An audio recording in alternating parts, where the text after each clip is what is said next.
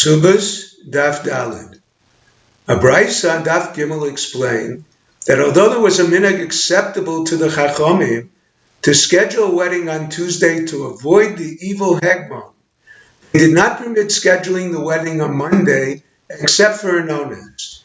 The first interpretation of this onus was a general arriving with his army on Wednesday.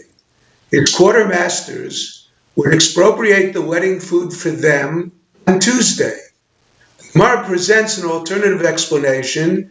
The father of the groom or mother of the bride suddenly passed away. The groom's father generally provided the wedding feast and the bride's mother her adornments.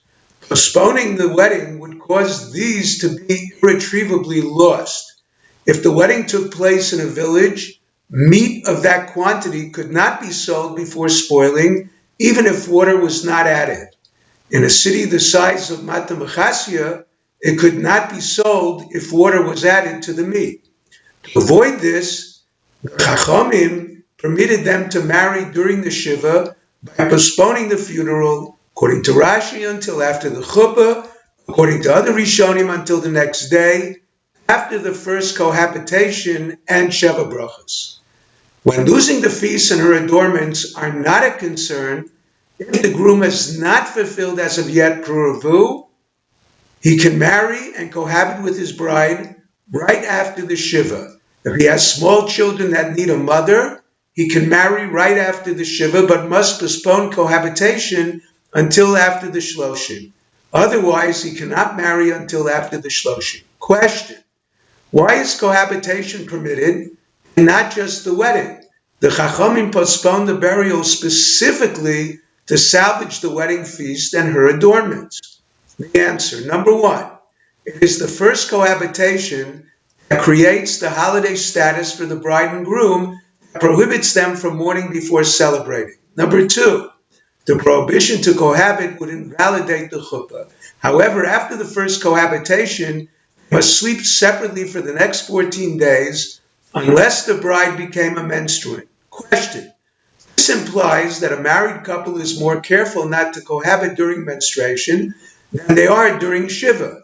This contradicts Rabbi Yitzchak, who states that a nida can do for her husband everything a non-menstruant wife can, except performing actions leading to intimacy, such as serving his wine, spreading the bed sheets in his presence, and pouring his bath, unlike a mourning wife, who can do these for her husband. The answer: the brisa that allows her to perform acts of intimacy refers to her period of mourning.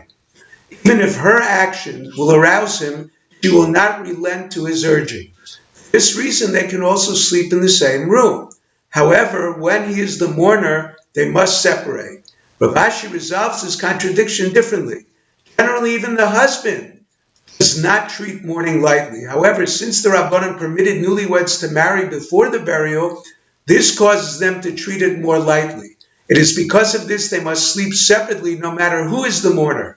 In addition, throughout the Sheva Brachas, they are required to keep Dvarim Shebetzina, laws of mourning that are not performed publicly. During the 7 days of mourning after the Sheva Brachas, they are prohibited to cohabit. However, the bride is permitted to adorn herself, not to appear unattractive to the groom.